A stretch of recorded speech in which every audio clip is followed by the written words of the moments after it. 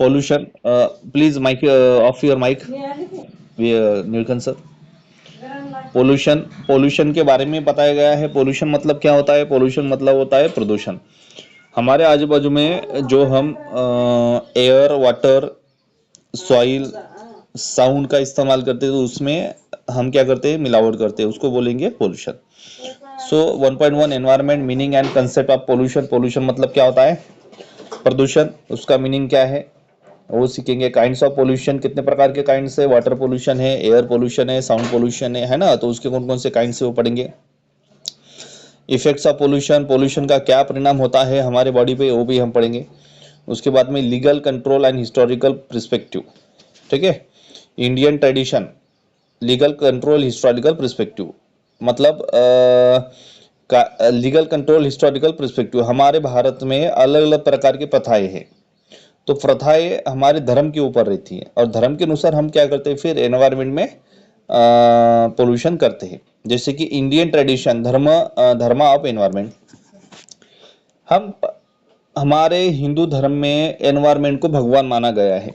जैसे हम सूरज को सवेरे पूजते हैं, उसके बाद में जल को भी हम पूजते हैं, है ना? गंगा, जमुना, सरस्वती, ये हमारी जो नदियां है, तो नदियां होने के कारण हम क्या करते हैं? उनको पूजते हैं, बराबर है। उसके बाद में ब्रिटिश राज, इंडस्ट्रियल, वो भी हम पढ़ेंगे। British Raj, industrial development and exploitation of nature. हमारे इंडिया में ब्रिटिश आए, ब्रिटिशों ने इंडस्ट्री डेवलपमेंट की, और उसके बाद क्या होगा? Exploitation of nature. नेचर में नेचर का क्या होने लगा? नेचर कट होने लगा, मतलब कत्ल होने लगी पेड़ों की, है ना?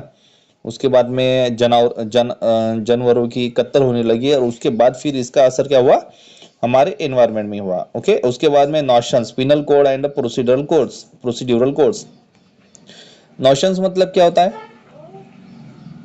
नोशन मतलब ऐसी चीज होती है जिसके उपद्रव तैयार करने, उपद्रव। हमारे कारण एनवायरनमेंट में नॉशंस होने लगा है, उपद्रव होने लगा। अब आप बोलेंगे उपद्रव कैसे होने लगा है? जैसे कि आप देखते होंगे चीता शहरों में आने लगा है ना? टाइगर जो है वो भी शहरों में आने लगा है, क्योंकि जंगल नहीं रहे, इसके कारण पर्यावरण में नॉशंस होने लगा है, बराबर है। जानवरों की हत्या होने लगी है। Penal code and procedural codes, right. Free India, continuous of British influence. Free India, continuous of British influence, old laws and new interpretations. हमारा इंडिया जो है वो फ्री हो गया, है ना? मतलब आजाद हो गया, और उसके बाद फिर क्या हो गया?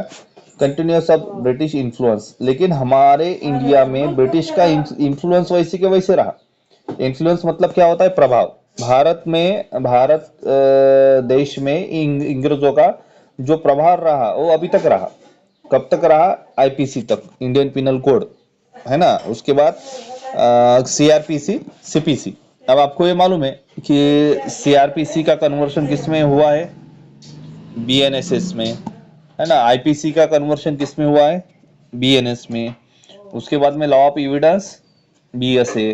तो ये जो इन्फ्लुएंस था वो अभी तक हुआ, लेकिन 2023 में क्या हो गया? इन्फ्लुएंस कम होने लगा, और क्या हो गया? उसका प्रभाव कम कर दिया गया है।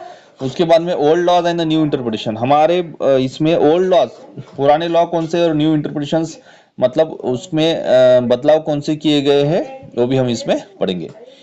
Constitutional perspective, constitution making, development and property oriented approach, ये भी हम पढ़ेंगे। उसके बाद director principle, status, role and inter relationship with the fundamental rights and fundamental duties. Directive principle में क्या है? Status, role and inter relationship with the fundamental rights and fundamental duties. तो हमारे फंडामेंटल राइट जैसे है वैसे ही एनवायरमेंट को भी फंडामेंटल राइट्स है और फंडामेंटल ड्यूटीज है। जैसे हमको जिंदा रहने का अधिकार है, वैसे एनवायरमेंट के जो ये है जानवर है, उनको भी जीने का अधिकार है। जैसे हमारे कुछ फंडामेंटल ड्यूटी है, वैसे उनकी भी कुछ फंडामेंटल ड्यूटीज है ना? सो fundamental duty contents and judicial approach.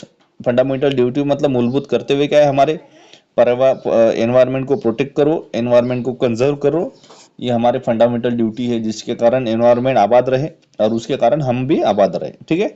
Judicial approach, अगर हमको एनवायरमेंट को प्रोटेक्ट करना है तो हमको जुडिशियल अप्रोच लेना पड़ेगा। न्यायालयीन मदद लेनी पड़ेगी, जैसे कि आपको मालूम है टाइगर के ऊपर बंदी है ना, उसके बाद में एलिफेंट के ऊपर बंदी है। तो ऐसे जो जानवर है उनके कत्ल हम कर नहीं सकते। अगर हमको हमारा कर्तव्य बताना है तो हमको जुडिशियल अप्रोच लेनी पड़ते हैं। ठीक है, फंडामेंटल ड्यूटी क्या है, हमारे मूलभूत अधिकार, right to clean and healthy environments, हमको ऐसा एनवायरमेंट रखने का अधिकार है, या ऐसा ऐसा एनवायरमेंट हमको लेने का अधिकार है जो क्लीन हो एंड हेल्दी हो, है ना। ऐसा लगता है कि ऐसा किसी को ऐसा अधिकार है क्या कि जो गंदी इलाकों में रहे, जहाँ पे बदबू आती है, ऐसे इलाकों में रहे? नहीं, क्योंकि हमारा राइट है, हमको क्लीन एंड हेल्दी एनवायरमेंट लेना, ये हमारा अधिकार है। उसके बाद में right to education, right to information, environmental versus development, ये आपको मालूम है हमारे फंडामेंटल राइट्स है। कौन कौन से? एजुकेशन लेने का अधिकार है ना, एनवायरमेंट का एजुकेशन लेने का हमको अधिकार है।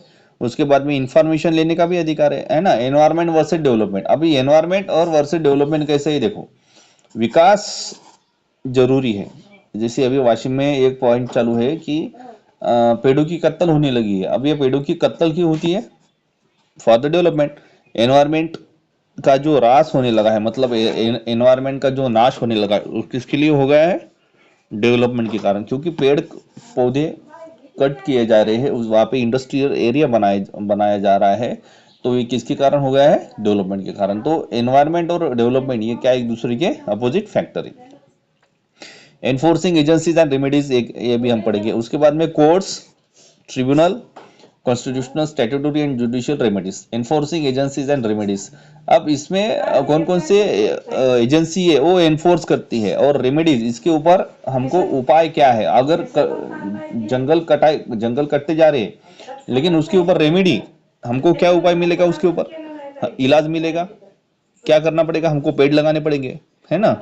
ये इसके ऊपर रेमेडी है। Courts, tribunal and constitutional, statutory and judicial remedies, मतलब अगर हमको कायदे बनाना है कि भाई पेड़ों को मत काटो, प्राणियों की हत्या मत करो, तो इसके लिए हमको कोर्ट्स की मदद लेनी पड़ेगी। उसके बाद में ट्रिब्यूनल होगा, है ना, ट्राइब्यूनल होगा, ट्रायल होगा उसके ऊपर, और उसके बाद फिर constitutional, statutory and judicial remedies का हमको इस्तेमाल लेना पड़ेगा, राइट। उसके बाद में क्या है? Emerging principles, polluter pays, public liability insurance, polluter pays, emerging principle, polluter pays, public liability insurance.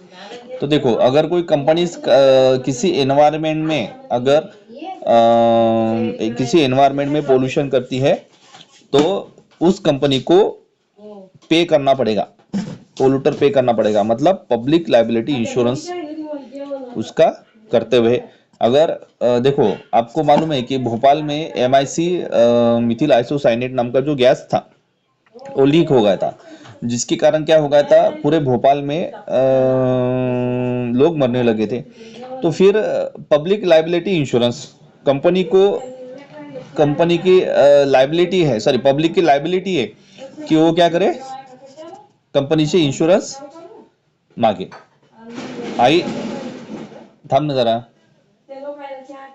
Public liability insurance मतलब पब्लिक की लाइबिलिटी है कि वो कंपनी से क्या करे, इंश्योरेंस की डिमांड करे। जैसे अगर किसी गैस के कारण उनकी जान जाती है, किसी पानी के कारण अगर उनकी तबीयत खराब होती है, तो पब्लिक की लाइबिलिटी है कि वो कंपनी से क्या करे, इंश्योरेंस मांगे, और कंपनी को देना ही पड़ता है। अगर किसी की मौत हो गई है किसी पानी पीने के कारण, और वो पानी किससे आ रहा है, पानी किससे पोल्यूटेड हुआ है, कंपनी के कारण, तो वो कंपनी की फिर लाइबिलिटी है कि उनको इंश्योरेंस दे। ओके, प्रिकॉशनरी प्रिंसिपल्स है, पब्लिक ट्रस्ट डॉक्ट्राइन है, सस्टेनेबल डेवलपमेंट, बराबर है। प्रिकॉशनरी प्रिंसिपल्स हमारे भी कुछ प्रिंसिपल्स हैं, पब्लिक ट्रस्ट डॉक्ट्राइन है, उसके बाद में सस्टेनेबल डेवलपमेंट है, ये हमको बहुत जरूरी है। ओके, उसके बाद क्या है, water and air pollution acts with rules. तो वाटर पोल्यूशन के और एयर पोल्यूशन के कौन कौन से एक्ट्स है, ये हमको इसमें सीखना है। उसके बाद में acts with the rules, meaning and standards क्या है, ये भी हमको पढ़ना है। उसके बाद UN declaration on the right to development and wetlands, ये हमको इसमें